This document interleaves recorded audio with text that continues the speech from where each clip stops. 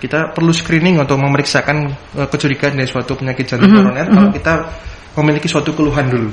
Pertama, kalau kita memiliki keluhan berupa nyeri dada, utamanya timbul saat kita sedang melakukan aktivitas dan keluhan itu membaik kita sudah beristirahat, itu kita harus curiga ada suatu penyakit jantung koroner. Pemeriksaan yang bisa kita kerjakan pertama adalah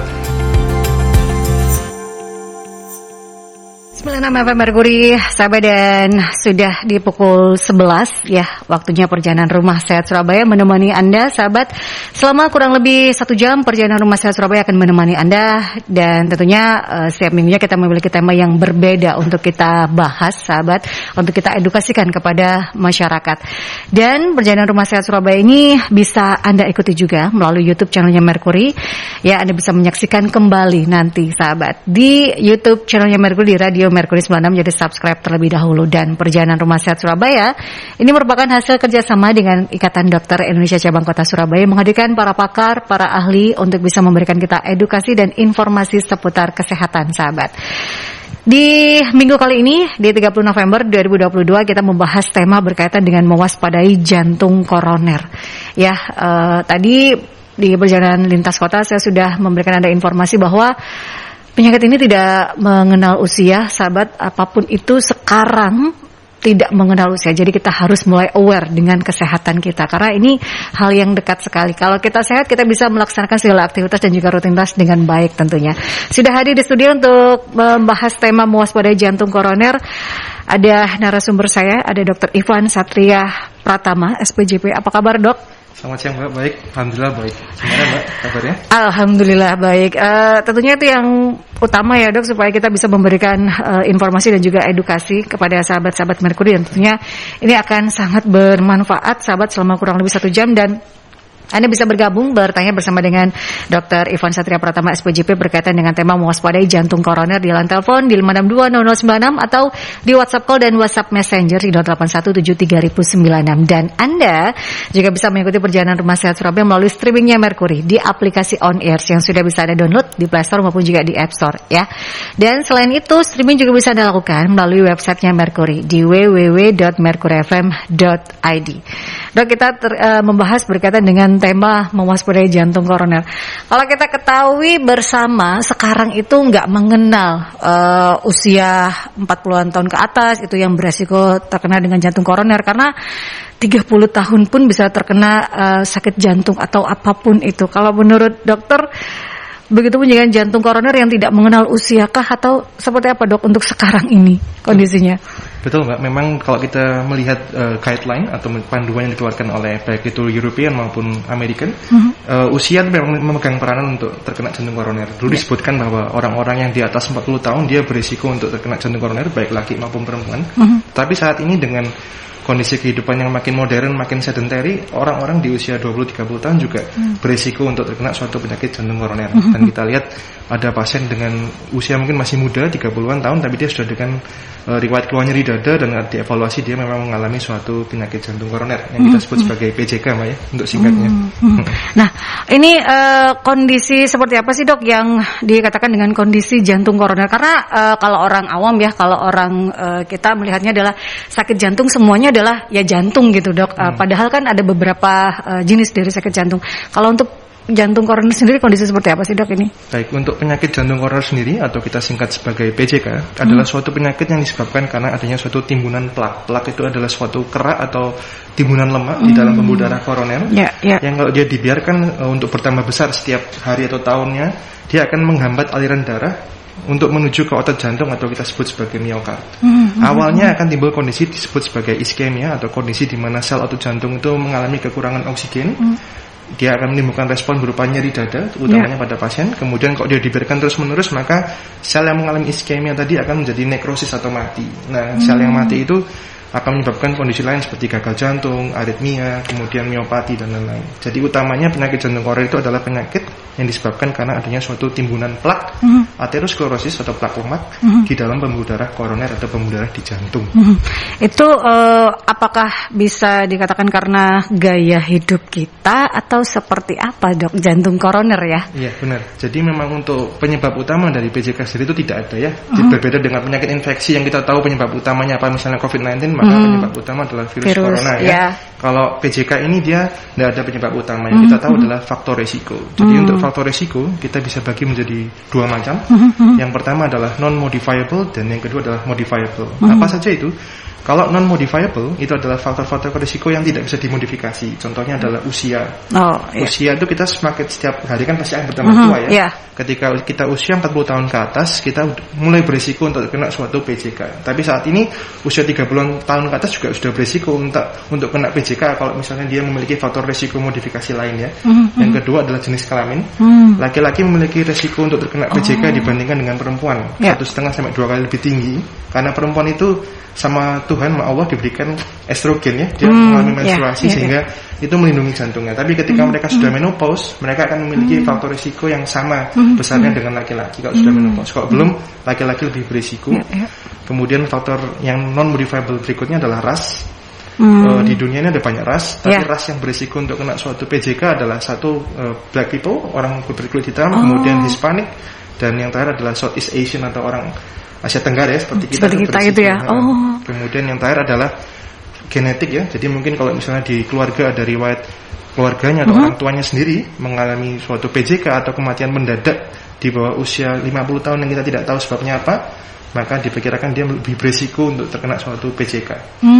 Jadi itu adalah faktor resiko yang non-modified ya dok ya. Nah untuk yang modifnya apakah itu berhubungan dengan penyakit lain atau seperti apa dok? Untuk yang modifiable dia banyak faktor. Modifiable ini sebagian besar berkaitan dengan lifestyle. Satu pertama adalah resiko yang paling besar adalah penyakit diabetes mellitus. Orang-orang yang memiliki riwayat kencing manis ya, penyakit diabetes mellitus baik itu type 1 maupun type 2, type 1 atau type 2, dia semua itu beresiko untuk lebih tinggi mengalami PJK dibandingkan orang yang tanpa diabetes. Yang kedua adalah merokok. Ya, orang-orang yang merokok itu sangat tinggi resikonya untuk kena suatu penyakit PJK dibandingkan orang yang tidak merokok. Yang berikutnya adalah hipertensi. Kemudian yang keempat adalah orang dengan dislipidemia atau kadar kolesterolnya yang tinggi. Yang kita lihat adalah LDL ya, yang tolak ukurnya. Kemudian berikutnya adalah physical inactivity atau orang yang sehari-hari tidak banyak exercise, tidak banyak olahraga, hanya rebahan gitu ya. Risiko untuk terkena. Berikutnya adalah obesity, orang-orang overweight atau obesity ya, tidak hanya obesitas saja. Jadi orang-orang yang body mass index-nya atau BMI-nya lebih dari 25 atau lebih dari 30 untuk obesitas itu berisiko untuk kena suatu PJK. Dan juga penyakit-penyakit penyerta lain, misalnya ada gagal ginjal kronis, penyakit paru, penyakit autoimun dan penyakit lain juga bisa berkontribusi menimbulkan suatu PJK. Berarti orang-orang yang sudah memiliki penyakit metabolik ini juga memiliki faktor resiko yang cukup tinggi ya dok terkait dengan jantung koroner ini ya. Iya benar. Mas. Seperti DB, kemudian darah tinggi kolesterol gitu ya. Dan nah untuk di Indonesia sendiri kalau kita melihat kondisinya atau datanya, karena kita kalau ras saja kita memiliki faktor resiko dok. Dan untuk datanya sendiri untuk jantung koroner di Indonesia, apakah ini apalagi di setelah pandemi, apakah kasusnya meningkat atau sudah istilahnya tertangani dengan baik atau malah lebih lagi dari sebelum pandemi dok untuk kondisi jantung koroner di Indonesia? Baik, kita memang berbeda dari negara-negara maju ya. Kita tidak punya data real yang bisa menggambarkan secara tepat atau pasti berapa angka PJK di Indonesia. Tapi kalau kita menggunakan data riset kesehatan dasar tahun 2018, diperkirakan oleh Kementerian Kesehatan ada sekitar 1,5% orang dengan PJK di Indonesia dari total populasi. Atau kalau kita hitung mungkin setiap 1.000 penduduk itu mengalami PJK. Untuk kalau di total mungkin ada 4.144.000 sekian orang dengan PJK. Tapi kalau kita menggunakan data dari BPJS Kesehatan dan WHO tahun 2020-2021, berapa banyak anggaran yang dikeluarkan oleh BPJS untuk orang dengan PJK itu, menurut BPJS ada 13 juta orang di Indonesia ini yang didiagnosis dengan suatu penyakit PJK ya. Dan dia harus mengeluarkan sampai sekitar 10 triliun tiap tahunnya untuk mengobati orang-orang tersebut. Jadi ya beban di Indonesia ini sangat besar sekali. Padahal itu mungkin masih tip of the iceberg, masih banyak yang belum kita diagnosis karena kan tidak semua orang aware gitu. check up atau memeriksakan kesehatannya ke dokter atau klinik-klinik atau puskesmas. Nah, berkaitan dengan check up, Dok, deteksi dini yang baik yang harus dilakukan oleh warga masyarakat kita, karena kita satu sudah beresiko kita memiliki ras di Asia Tenggara ini yang memiliki faktor resiko kita akan terkena gitu ya. Faktor deteksi dini yang baik itu seperti apa sih, Dok? Dan juga apakah ada usia ini yang sudah mulai harus aware berkaitan dengan jantung koroner atau seperti apa? Oke, kita perlu screening untuk memeriksakan kecurigaan dari suatu penyakit jantung koroner kalau kita memiliki suatu keluhan dulu. Pertama, kalau kita memiliki keluhan berupa nyeri dada, utamanya timbul saat kita sedang melakukan aktivitas dan keluhan itu membaik kita sudah beristirahat, itu kita harus curiga ada suatu penyakit jantung koroner. Pemeriksaan yang bisa kita kerjakan pertama adalah pemeriksaan ECG rutin ya, perekaman listrik jantung 12 lead untuk melihat apakah ada abnormalitas atau kelainan pada gambaran ECG-nya ya, apakah ada gambaran iskemia tadi atau tidak ada, apakah memang sudah ada sel yang mati malah. Kemudian selain ECG kita juga memerlukan pemeriksaan ekokardiografi, USG jantung untuk melihat struktur dan fungsi dari jantung sendiri sekaligus menyingkirkan diagnosis banding dari penyebab nyeri dada tadi. Kemudian kalau sudah, kita bisa melakukan exercise stress test, yaitu menggunakan treadmill. Kalau misalnya kita tidak bisa melakukan aktivitas, maka bisa menggunakan CT scan kardiak. Nah, kalau misalnya dia tuh memang berisiko tinggi ya, artinya dia seorang laki-laki, perokok berat, pola hidup tidak sehat, tidak pernah olahraga, ada diabetes, terus kemudian dislipidemia, mungkin tidak perlu treadmill, tidak perlu CT scan, dia bisa langsung dilakukan coronary angiografi atau kita kenal di masyarakat sebagai kateterisasi jantung. Oh iya. Nah, ini adalah deteksi dini atau yang bisa dilakukan oleh masyarakat. Nah, kalau misalnya ada orang tua yang sudah terkena, apakah kita juga memiliki faktor resiko yang lebih tinggi lagi? Sejak usia dinikah kita harus melakukan deteksi dini atau seperti apa, Dok? Untuk yang sudah memiliki faktor resiko, deteksi dininya akan lebih lagi atau berapa tahun sekali atau setahun 2 kali harus dilakukan check up rutin atau seperti apa, Dok? Kita setiap sudah menginjak usia 40-an, maka kita perlu secara rutin untuk memeriksakan kesehatan kita, paling enggak check up ECG rutin atau USG ya kalau perlu, mungkin setahun sekali. Tapi untuk cek laboratorium misalnya berapa kadar gula darah, berapa kadar kolesterol, mungkin bisa dicek tiap 6 bulan sekali. Kalau kita tidak punya penyakit PJK ya, artinya belum terdiagnosis dengan PJK, maka kita harus bisa mewujudkan bahwa kadar kolesterol kita, terutama LDL-nya, bisa kurang dari 70. Itu dikategorikan sehat. Kemudian kalau misalnya kita ini berat badannya masih overweight atau obesitas, kita harus bisa menurunkan itu sampai di bawah 25. Yang bagus kan di antara 20 sampai 25 ya BMI-nya, dengan rutin berolahraga. Itu untuk mencegah timbulnya suatu PJK. Nah, kita ketahui bahwa penyakit metabolik ini merupakan salah satu komorbid, begitupun dengan jantung koroner kan, Dok? Itu merupakan komorbid di pandemi ini, di COVID-19. Nah, apakah orang yang sudah terkena COVID-19 ini ada kasus ya, Dok, bisa menimbulkan jantung koroner kah? Atau seperti apa? Ada kasus nggak sih, Dok, berkaitan dengan COVID-19 yang akhirnya setelah orang tersebut sembuh ternyata terkena jantung koroner? Itu bisa menyebabkan seperti itu nggak sih, Dok? Mungkin bisa berhubungan tapi tidak tidak ada kaitan. Jadi paling sering kalau orang mengalami COVID-19, komplikasi yang bisa timbul pada bagian jantungnya lebih ke arah seperti koagulopati atau gangguan koagulasi darah. Jadi darahnya lebih mudah mengental sehingga dia perlu dapat antikoagulan ketika dia di rumah sakit untuk mencegah biar tidak timbul suatu trombosis atau gumpalan darah pada pembuluh darah maupun di jantung atau di parunya. Kemudian komplikasi lain terkait COVID adalah ada perikarditis atau miokarditis, yaitu adalah peradangan pada selaput pembungkus jantung atau pada otot jantung sendiri atau miokard. Kemudian yang ketiga adalah infark miokard atau kematian dari sel otot jantung akibat non koroner, karena kan orang kalau kena COVID kan ini ya, kadar oksigennya turun, parunya jelek sehingga suplai oksigennya sendiri yang berkurang, bukan karena sumbatan, tapi dia mati karena kekurangan oksigen.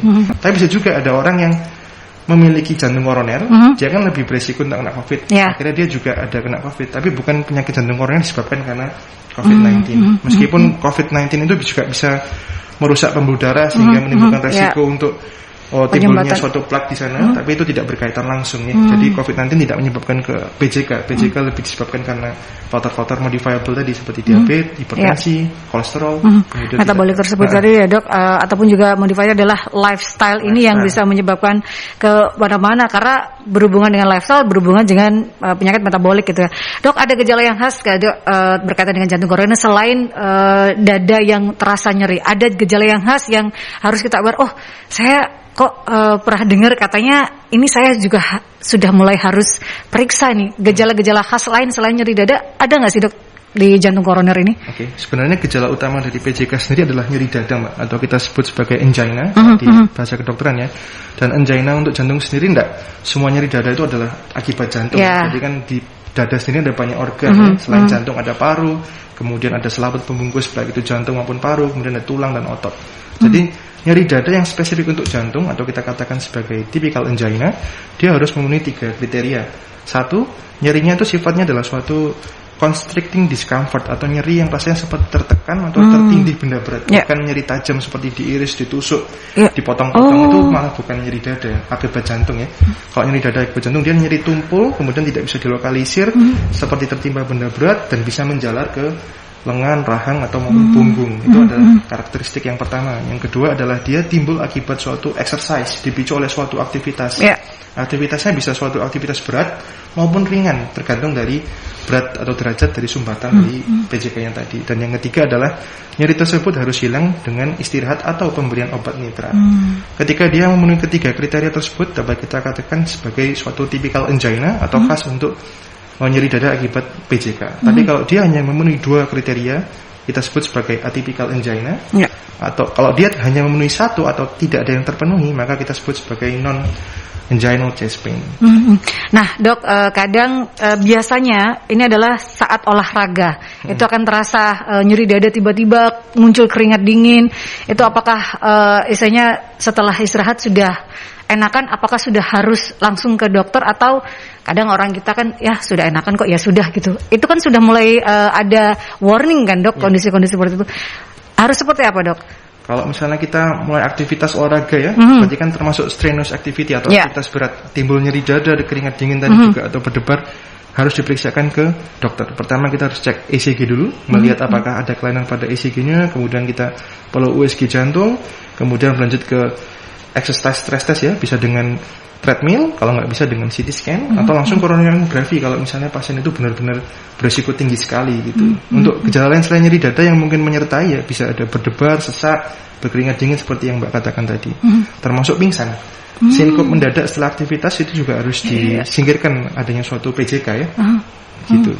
Jadi setelah aktivitas kemudian merasa jantungnya tuh berdebar, itu sudah harus mulai, jangan-jangan saya sudah harus gitu ya dok ya, sudah harus ada pikiran saya sudah harus mulai check up rutin, saya sudah harus mulai aware dengan jantung saya. Itu yang harus dirunutkan juga. Apakah merokok, apakah gaya hidupnya, makanan berlemak itu menjadi penyebab utama juga nggak sih dok? Seperti makanan ya kan kita Indonesia ya, berkuah, kemudian yang berlemak-lemak itu ya, kita banyak makanan Indonesia yang berlemak, kalau nggak berlemak nggak gurih dok. Itu juga menjadi penyebab utama nggak sih dok? Itu adalah contoh makanan yang nggak sehat ya, terutama yang banyak mengandung trans unsaturated fat ya, lemak-lemak yang sifatnya itu cair, tidak mudah larut, seperti misalnya pada margarin, kemudian krim, termasuk juga nasi padang yang saya makan tiap hari. Bakso dok. Kalau kita makan setiap hari itu juga berisiko untuk meningkatkan suatu CAD atau PJK ya, kita sebut sebagai PJK. Kemudian garam, orang-orang yang banyak mengkonsumsi garam, maka dia berisiko untuk kena hipertensi dan pada akhirnya juga akan jatuh ke dalam penyakit jantung koroner. Sehingga rekomendasi terbaru, konsumsi garam hariannya itu harus sedikit, kurang lebih sekitar 5-6 gram per harinya. Saya sendiri tidak pernah ngukur, nggak pernah tahu. Katanya kurang lebih 1 sendok. Nah 1 sendok orang kan beda-beda ya dok ya, sendok rumahnya. Kurang lebih seperti itu. Paling baik adalah mengurangi. Kalau kita mengeliminasi kayaknya nggak mungkin ya dok semuanya. Nah ini sudah ada pertanyaan yang masuk dok, dari Mas Deka. Dok, ayah saya itu sudah terkena jantung koroner. Apakah saya ini akan lebih beresiko untuk terkena jantung koroner? Usia saya 35 tahun dan saya ini sudah terkena diabetes, dok. Nah, seperti apa, dok? Baik, jadi terima kasih Mas Deka untuk pertanyaannya. Jadi Mas Deka kan usia 35 tahun, seorang laki-laki dengan riwayat jantung koroner pada keluarga dan saat ini juga sedang menderita penyakit diabetes. Ya. Ini perlu untuk dilakukan screening adanya suatu PJK ya. Kalau misalnya Mas masih bisa melakukan aktivitas, artinya tidak ada hambatan pada kaki ya, Mas kuat untuk exercise, kita usul untuk Mas Deka dilakukan suatu treadmill test. Kita lihat apakah ketika kita kasih beban, apakah jantung itu mengalami suatu kondisi namanya iskemia. Kalau iya, berarti positif ischemic response sehingga dia dikatakan sebagai orang dengan PJK gitu. Dan sayangnya orang-orang dengan diabetes itu memiliki komplikasi yaitu neuropati ya, kerusakan pada sistem saraf sehingga mungkin mereka tidak mengeluhkan nyeri dada. Betul. Beda dengan orang-orang yang non diabetes tapi dia punya PJK maka nyeri dadanya mungkin lebih mudah terasa ya. Kalau orang-orang dengan diabetes dia ambang nyerinya lebih tinggi sehingga di saat angina itu harus timbul di orang-orang dengan diabetes mungkin tidak terasa. Jadi dia tiba-tiba datang dengan kondisi yang sudah ngos-ngosan atau mungkin dyspnea, sesak ketika melakukan aktivitas yang mungkin ringan kayak naik tangga selantai aja dia udah nggak kuat karena pas di USG jantung fungsi jantungnya sudah jelek. Jadi mungkin pernah mengalami suatu serangan jantung di episode sebelumnya atau beberapa hari yang lalu, bulan yang lalu atau tahun yang lalu tapi tidak diketahui karena nggak ngerasa nyeri gitu. Jadi ya Mas Deka termasuk orang yang berisiko, sebaiknya mulai screening untuk adanya suatu PJK. Jangan sampai tidak terdeteksi itu ya. Betul, Dok ya. Lebih baik deteksi dini ya untuk Mas Deka bisa melakukan cek ke dokter dengan kondisinya memang ada riwayat, kemudian ada juga sakit diabetes ya. Ini usia 35 tahun loh Dok ya. Ini sudah diabetes. Sekarang memang betul ya, usia tidak penyakit tidak mengenal usia gitu ya Dok. Usia berapapun bisa terkena. Untuk jantung koroner usia termuda, anak kecil pun bisa terkena atau seperti apa sih Dok kondisi dari jantung koroner ini? Selama ini saya belum pernah mendapatkan untuk anak-anak ya mengalami suatu penyakit jantung koroner. Kalau anak-anak biasanya kelainan jantungnya lebih ke arah kelainan jantung bawaan atau kelainan jantung katup. Untuk koroner sendiri selama saya pendidikan hingga sekarang mungkin yang paling muda usia 20-an tahun ya. Itu karena dia memang obesitas, kemudian kadar kolesterol yang sangat tinggi, juga ada komorbid berupa hipertensi dan diabetes sehingga saat usia muda dia sudah mengalami suatu penyakit jantung koroner. Ada juga yang dia tidak memenuhi kriteria itu, tidak ada diabetes, badannya kecil, kolesterol bagus, usia muda tapi fungsi jantungnya sudah jelek semua. Ternyata dia rutin mengkonsumsi alkohol. Alkohol itu juga merupakan suatu faktor modifiable yang buruk bagi jantung. Memang kalau dia dosis kecil, dia bagus untuk jantung, tapi ketika kita konsumsi berlebihan, banyak, itu bisa merusak jantung. Di Indonesia kan alkohol kan kadang-kadang nggak benar ya, mereka nyampur macam-macam makanya jadi suatu minuman keras sehingga itu malah merusak jantung. Kalau di barat memang disebutkan alkohol yang baik adalah kurang dari 100 gram per hari, 100 gram per minggu ya. Kalau per hari mungkin 15 gram. Kalau di rata-rata mungkin 1 minggu 6 gelas wine. Tapi kita tidak minum alkohol kan? Jadi kita tidak mengikuti. Tapi kalau misalnya bapak atau ibu memang rutin mengkonsumsi alkohol, maka itu harus dikurangi menjadi 6 gelas wine per minggunya untuk mencegah suatu PJK. Nah, ini ada pertanyaan yang sudah masuk beberapa ya. Sabar ya sahabat, karena kita akan ke jeda iklan terlebih dahulu. Terima kasih untuk sahabat-sahabat Mercury yang sudah bergabung melalui WhatsApp-nya Mercury di 08173096. Dan untuk Anda sahabat masih bisa bergabung bertanya bersama dengan Dr. Ivan Satria Pratama SPJP berkaitan dengan tema mewaspadai jantung koroner. Di line telepon juga bisa Anda manfaatkan di 5620096. Tetap stay tune di Perjalanan Rumah Sehat Surabaya. 96 FM Mercury, sahabat kembali lagi di Perjalanan Rumah Sehat Surabaya dengan tema mewaspadai jantung koroner bersama dengan Dr. Ivan Satria Pratama SPJP. Dok, kita tadi membahas terkait dengan gejala yang khas, kemudian penyebab utama memang tidak dikatakan secara pasti, tapi banyak sekali faktor resiko dari PJK atau penyakit jantung koroner ini. Kita supaya masyarakat lebih aware lagi, apa sih Dok bahaya dari jantung koroner yang harus dipahami oleh sahabat-sahabat Mercury supaya tidak meremehkan gitu Dok, gejala-gejala yang seperti nyeri dada itu sudah mulai harus periksa.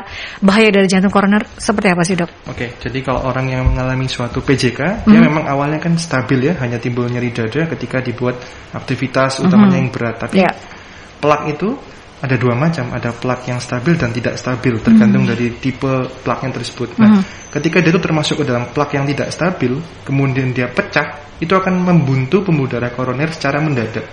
Nah, itulah yang kita sebut sebagai acute coronary syndrome atau di masyarakat dikenal sebagai suatu serangan jantung. Serangan jantung itu yang berbahaya karena kalau dia dibiarkan atau tidak kita periksakan dengan tepat, bisa menyebabkan kematian karena kalau orang mengalami serangan jantung, maka kalau dulu kita sebut time is money ya, tapi kalau pada bagian jantung kita sebut time is muscle. Artinya kita harus segera melakukan tindakan untuk mengembalikan aliran darah, untuk menyelamatkan otot jantungnya, miokardnya. Kalau dibiarkan, jantung itu bisa berhenti dan mengalami kematian. Kemudian bahaya berikutnya, orang-orang itu bisa mengalami suatu silent ischemia atau iskemia yang tidak disadari. Misalnya pada orang-orang dengan diabetes yang tidak mudah merasakan adanya suatu nyeri, dia mungkin tidak merasakan adanya suatu angina atau nyeri dada, tapi sel otot jantung itu sudah kekurangan oksigen. Dan ketika timbul keluhan gagal jantung ya, timbul keluhan gagal jantung seperti sesak atau misalnya ngos-ngosan ketika aktivitas ringan, dia akhirnya baru ke dokter jantung, di USG ternyata fungsi jantungnya sangat menurun, bahkan masuk kategori ke miopati atau sangat rendah fungsi pompanya. Itu juga bahayanya di situ ya, ada silent ischemia, kemudian acute coronary syndrome, dan yang terakhir bisa mengalami suatu kematian mendadak atau sudden cardiac death yang diakibatkan oleh suatu gangguan irama jantung. Jadi kalau orang yang mengalami PJK atau CAD dan ada sel otot jantung yang mati, dia bisa mengeluarkan suatu irama-irama yang tidak wajar. Harusnya kan otot jantung itu bekerja secara sinkron dari atas ke bawah, tapi kalau ada miokard yang mati atau otot jantung yang mati, dia bisa mengeluarkan suatu impuls listrik yang tidak benar, dan itu bisa memicu gangguan irama jantung yang kita sebut sebagai ventricular tachycardia atau ventricular fibrilasi, yang mengakibatkan jantung itu tiba-tiba hanya bergetar saja, jadi tidak ada darah yang dipompa, akhirnya orang itu akan mati, meninggal ya, meninggal. Atau kita sebut sebagai satu sudden cardiac death.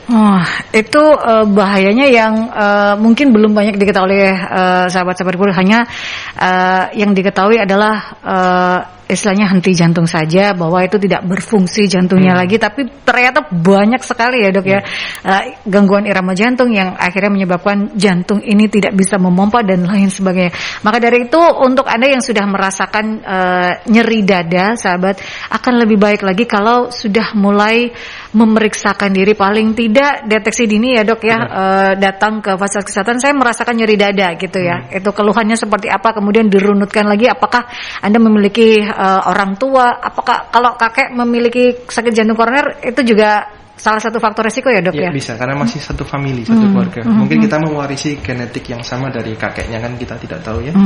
Dan yang paling penting sebenarnya Mbak, exercise stress test, bukan hanya ECG saja. Kalau ECG kan kita hanya merekam jantung secara saat itu, saat istirahat berbaring. Yang perlu kita coba itu adalah ketika exercise kita lakukan uji latih jantung. Jadi saat treadmill atau ergo cycle, sepedaan ya, sambil direkam ECG-nya. Ketika dia diberi beban sedemikian rupa, akhirnya sel otot jantung akan timbul gambaran iskemia gitu.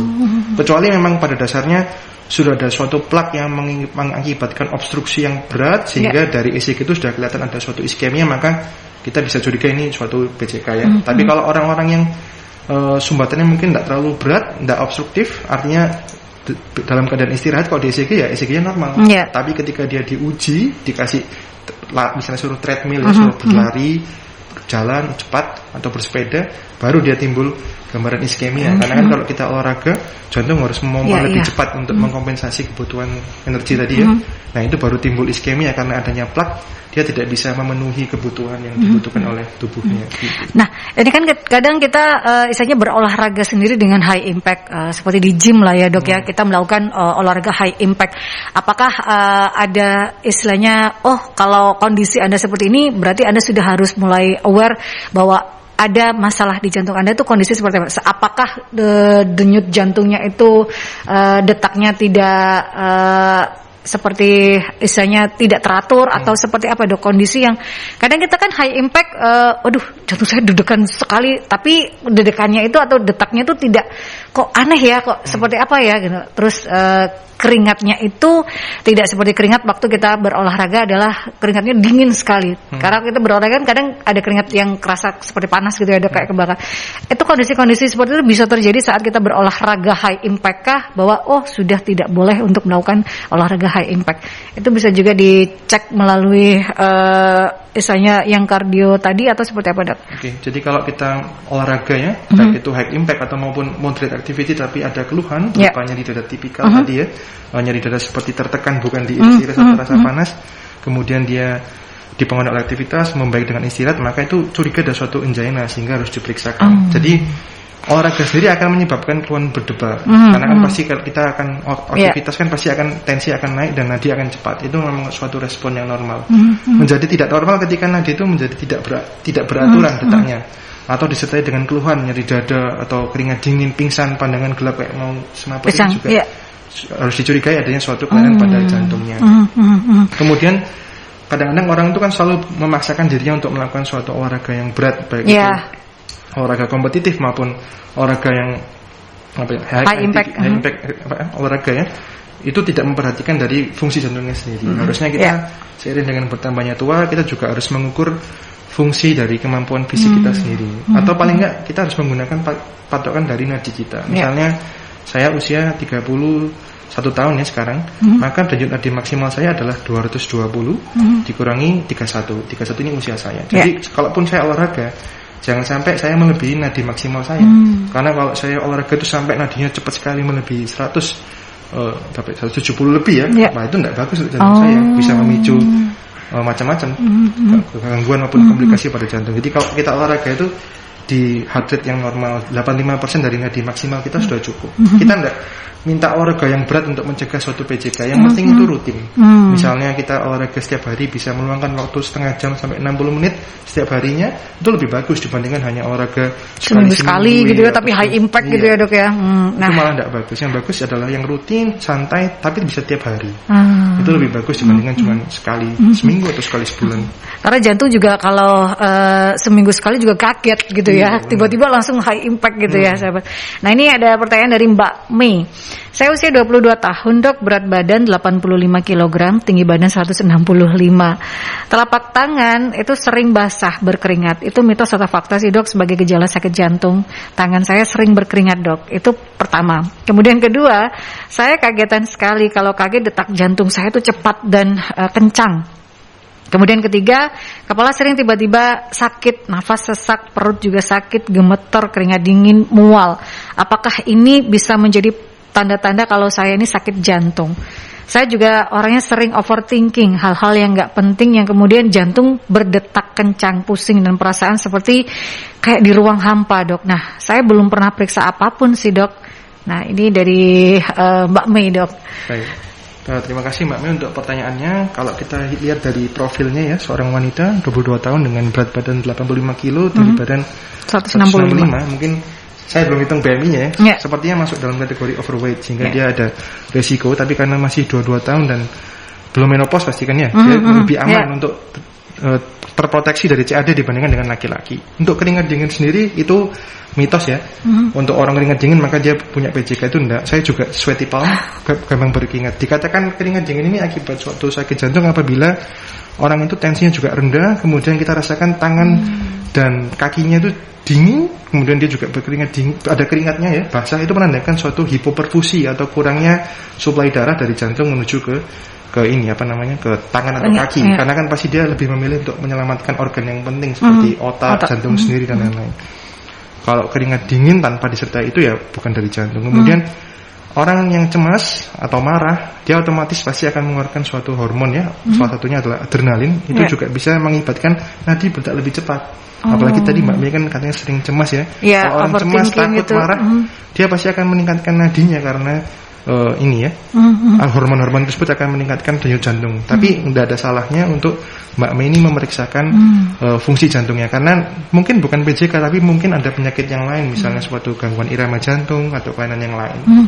Tiba-tiba pusing ini bisa jadi mungkin asupan atau suplainya dari jantung tidak, atau oksigen dan lain sebagainya, itu bisa jadi ya dok. Bisa. Karena kecemasan kan bisa menyebabkan sesak nafas tadi, bisa pusing tiba-tiba gitu ya. Jadi kepala mungkin bisa disebabkan dari organ yang lain. Mungkin kalau orang yang cemas, marah dan lain-lain juga bisa timbul suatu penyakit TTH, misalnya tension type headache atau migrain. Itu kan dipengaruhi oleh suatu stres emosional sendiri selain dari suplai darah dari jantung ke otak. Cuman tidak ada salahnya untuk Mbak Mei memeriksakan kesehatannya untuk melihat apakah ada kelainan fungsional baik jantung atau organ lain, misalnya otak, dari keluhan pusing, berdebar, terus mudah cemasnya sendiri tadi. Selain ini ya, kontrol emosinya juga.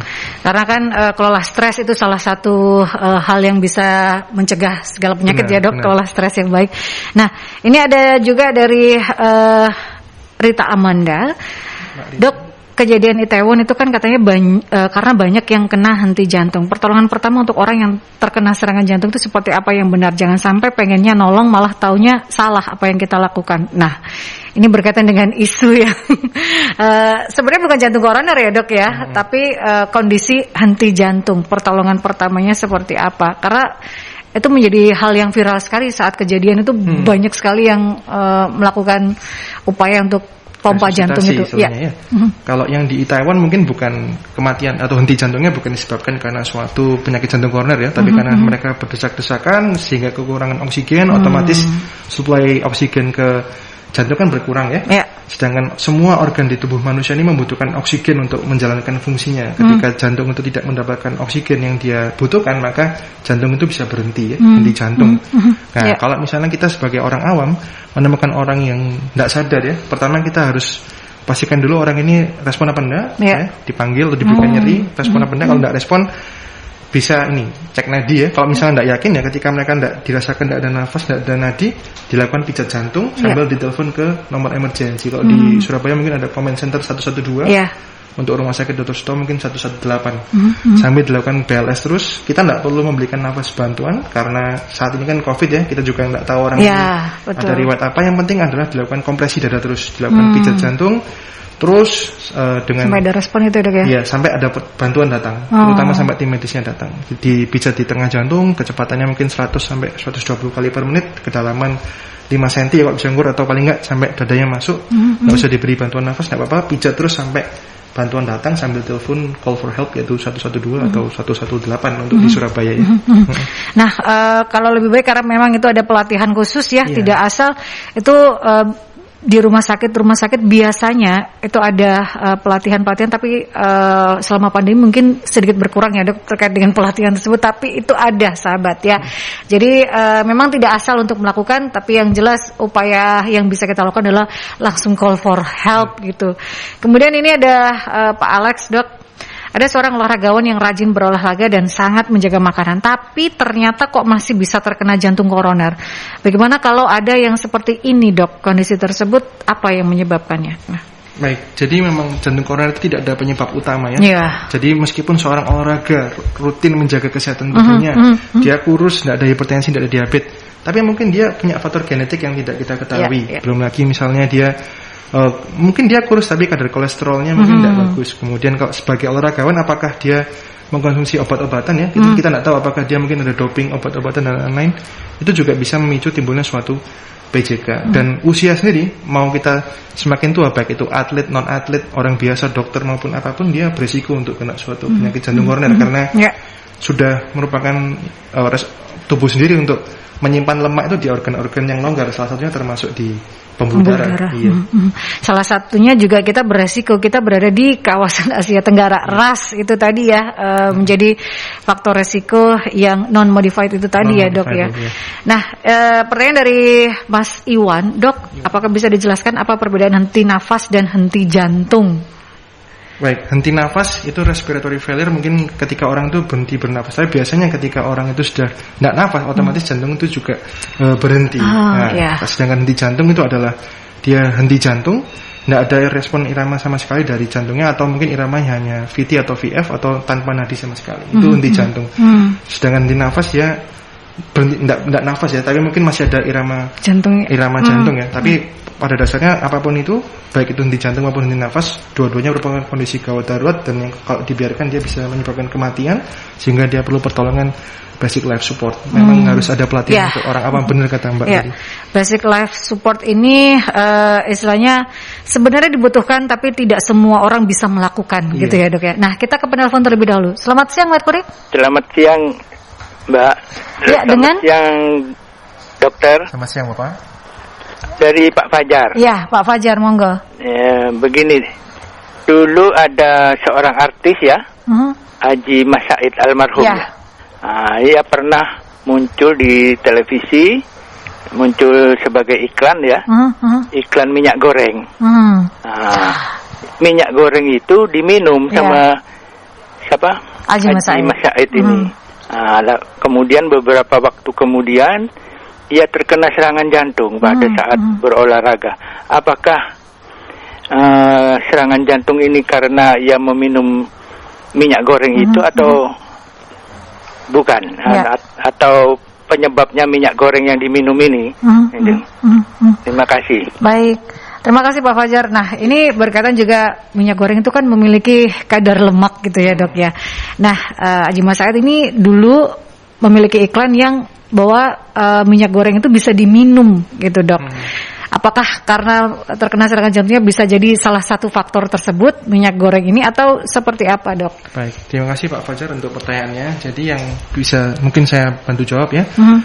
Untuk suatu event ya dalam hidup itu tadi, Pak almarhum Haji Mas Said itu meminum suatu minyak itu tidak berkorelasi langsung dalam timbunan plak atau menyebabkan jantung koroner. Jadi plak itu untuk timbul dia butuh waktu bulanan bahkan tahunan. Tidak langsung dalam satu kali waktu kita minum langsung timbul plak, itu tidak. Dia butuh waktu lama. Dan minyak goreng biasanya kan dibuat dari kelapa sawit ya. Dia termasuk dalam golongan yang saturated fat, yaitu seperti olive oil, kemudian minyak vegetable lain ya. Nabati gitu ya. Nabati itu dia lebih aman dibandingkan dengan yang trans unsaturated seperti margarin, krim dan lain-lain. Jadi minyak kalau dikonsumsi lebih dalam proporsional ya, 10% dari total kebutuhan kalori itu aman.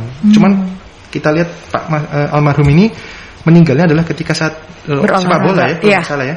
Jadi sepak bola ini termasuk adalah suatu aktivitas yang strenuous activity ya. Dia berkompetisi, mengharuskan seseorang untuk berlari mengejar bola melawan musuhnya. Itu aktivitas yang berat. Kalau misalnya almarhum ini memiliki suatu timbunan plak ya, suatu PJK mungkin kurang dari 70% atau berapa persen, berapapun itu, kemudian karena dipacu untuk aktivitas ya, nadinya cepat, tensinya tinggi, plak itu pecah, timbul buntuan mendadak di jantungnya, di pembuluh darah koroner, maka itu Pak Mas Said mengalami suatu serangan jantung.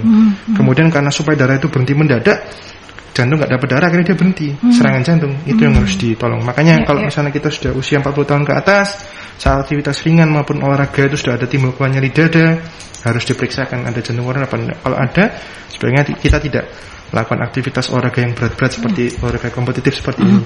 Atau mungkin penyebab lain, misalnya almarhum tidak memiliki penyakit jantung koroner, tapi dia memiliki penyakit lain, misalnya ada gangguan irama jantung, kelainan genetik pada jantungnya yang mengakibatkan jantung itu bisa mengeluarkan suatu irama V atau VF, itu juga bisa mengakibatkan kematiannya. Kita tidak tahu sebab pasti kematian dari almarhum, tapi yang jelas bukan karena meminum minyak goreng di satu event pada hidupnya itu, atau penyakit lain yang kita tidak ketahui.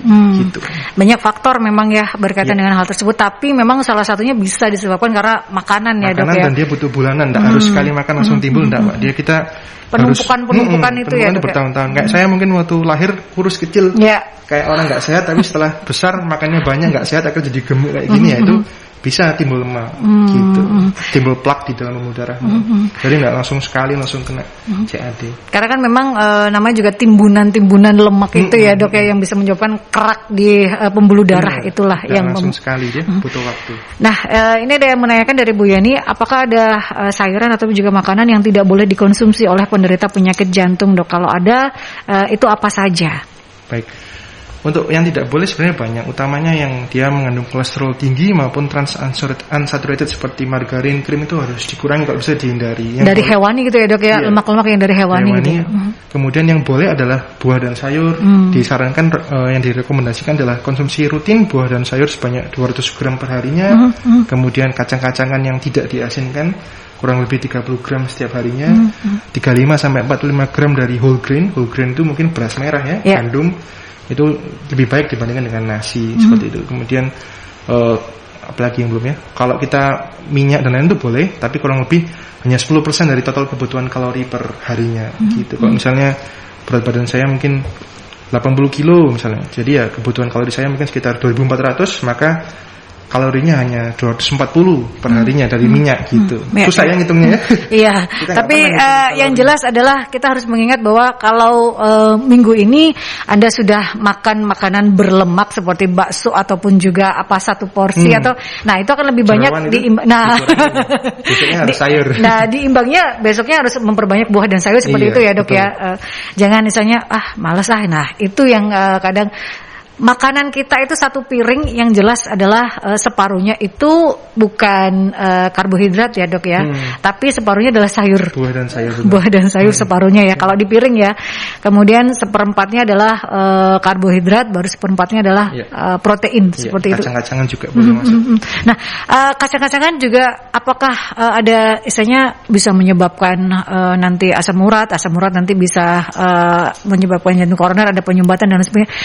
Sayuran hijau atau kacang-kacangan masih boleh asal dengan wajar gitu dok, atau seperti apa? Harus dalam batas yang wajar. Untuk kacang-kacangan tadi 35 sampai 45 gram. Mungkin kacang-kacangan memang dia otomatis banyak mengandung suatu nitrogen ya, jadi bisa memicu timbulnya asam urat, sehingga makanya konsumsinya kan tidak besar-besar. Cuman 35 gram mungkin hanya beberapa biji ya itu. Dan itu kalau di orang Eropa nulisnya walnut ya. Kalau di sini mungkin apa ya? Mungkin mente atau semacamnya ya. Almond atau apa gitu ya. Kemudian untuk buah memang 200 gram per hari itu sudah cukup untuk buah dan sayur ya, untuk menggantikan kalori yang banyak. Kan kita biasanya makan nasinya yang banyak, lauknya sedikit. Kacangnya juga nggak digoreng ya dok ya. Kacangnya dipanggang. Kalau kita kacangnya digoreng. Minyaknya itu yang bikin. Sebenarnya kacangnya sehat ya, tapi cara penyajiannya itu yang harus diperhatikan sahabatnya. Perbincangan kita masih akan berlanjut. Sahabat tetap stay tune di Perjalanan Rumah Sehat Surabaya. FM Merkuri, sahabat, masih di Perjalanan Rumah Sehat Surabaya, dan waktu kita tidak banyak tapi masih banyak pertanyaan yang ingin saya sampaikan pada Dr. Ivan Satria Pratama SPJB berkaitan dengan tema mewaspadai jantung koroner, sahabat. Dok, ini sudah kita menjawab segala pertanyaan dari sahabat-sahabat Merkuri berkaitan dengan jantung koroner. Nah, pengobatan dan juga tata laksana dari kondisi ini seperti apa dan bagaimana saja dok? Baik.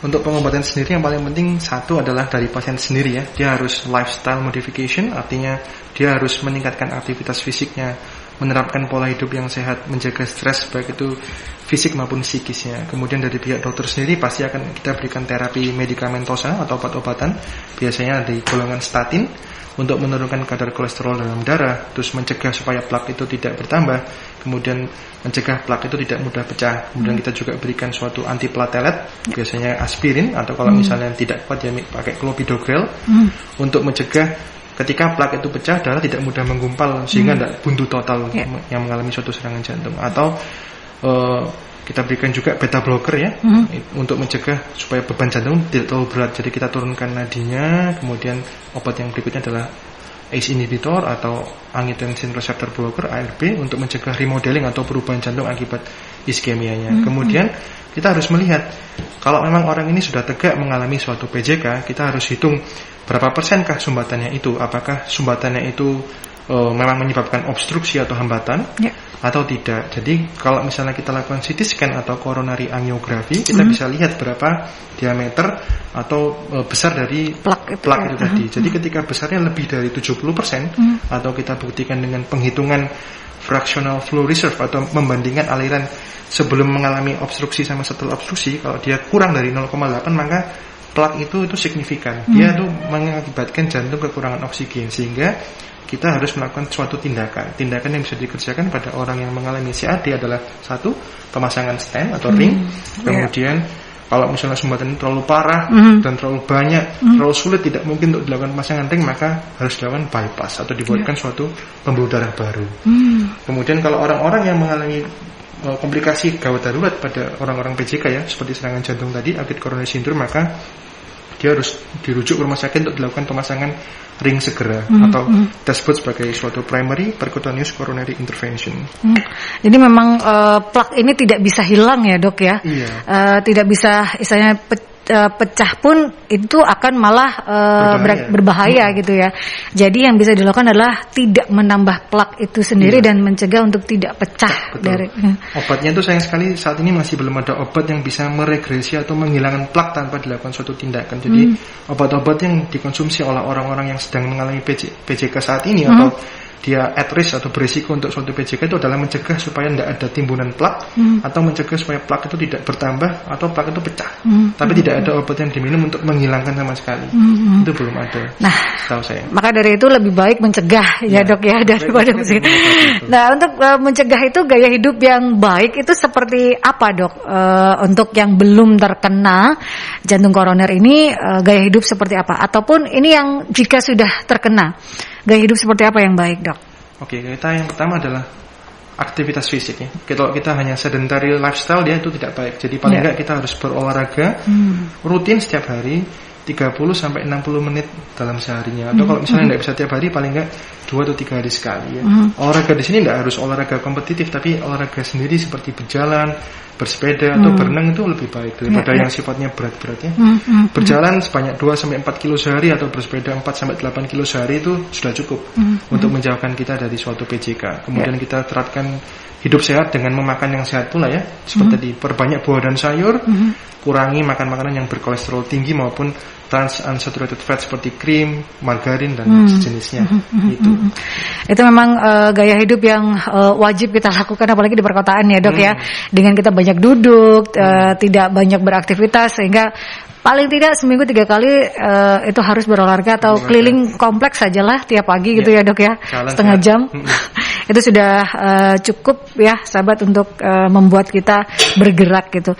Nah terakhir Dok, tips ataupun juga kiat-kiat supaya jantung kita ini tetap sehat, apa yang harus dilakukan Dok? Oke, tips saya untuk mencegah suatu PJK pada kita ya, kita harus rutin olahraga sebanyak 30 sampai 60 menit dalam setiap harinya, bisa berupa berjalan, bersepeda atau berenang tergantung kita bisa luangkan apa.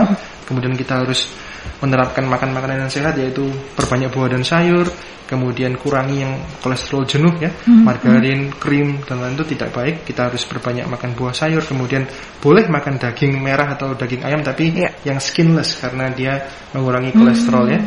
Kemudian kita harus, kalau kita punya penyakit yang sudah kita derita misalnya kencing manis, kemudian gagal ginjal atau penyakit-penyakit lain, paru, penyakit autoimun, itu harus kontrol rutin ke dokter spesialis masing-masing. Pastikan penyakit itu sudah terkontrol sesuai dengan targetnya untuk mencegah komplikasi pada jantungnya.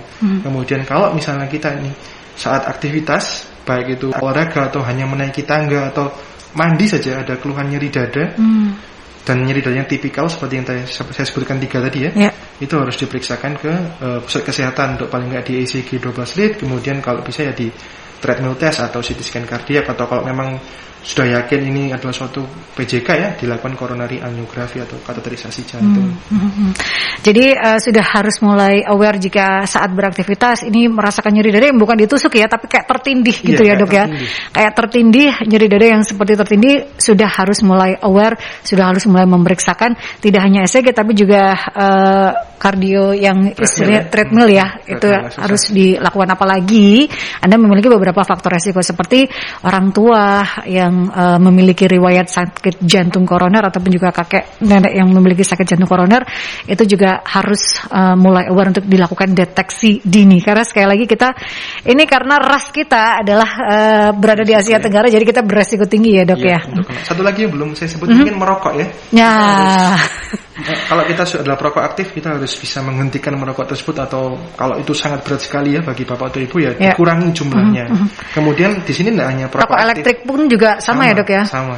Itu memiliki resiko yang sama. Kemudian yang sering kita lakukan adalah perokok pasif. Mungkin yang merokok temannya ya. Dia cuma duduk di sebelah, tapi dia sebenarnya dengan menghirup asap rokoknya dia juga termasuk orang yang berisiko karena sebagai suatu passive smoker. Jadi ya kalau ada orang merokok, sebaiknya kita menghindar gitu ya Dok ya. Menghindar, atau lebih baik orang yang merokok di tempat yang telah disediakan biar tidak mengenai orang yang tidak merokok ya gitu. Perokok pasif itu juga lebih berbahaya ternyata ya sahabat. Sama bahayanya. Kita tidak menikmati, hanya menghirup asapnya saja gitu ya, tapi kita tetap sama resikonya berkaitan dengan penyakit jantung koroner ini.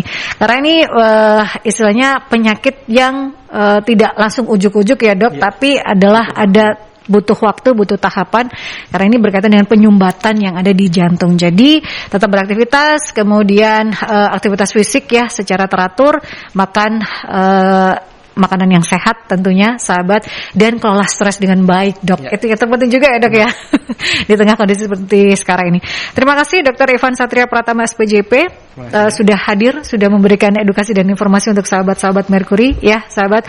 Terima kasih juga untuk Ikatan Dokter Indonesia Cabang Kota Surabaya, Dr. Bramana sudah menghadirkan Dr. Ivan Satria Pratama SPJP untuk memberikan kita edukasi dan informasi seputar tema mewaspadai jantung koroner. Dan Anda bisa menyaksikan kembali perbincangan kita berkaitan dengan tema hari ini di 30 November di YouTube channelnya Mercury, di Radio Mercury 96. Anda juga bisa menyaksikan kembali, mengikuti kembali perjalanan Rumah Sehat Surabaya setiap hari Rabu dari pukul 11 hingga 12 siang. Karena setiap minggunya sahabat kita memiliki tema yang berbeda untuk kita bahas dan kita berikan edukasi untuk masyarakat ya, berkaitan dengan informasi kesehatan yang tentunya sangat kita butuhkan di era seperti sekarang ini.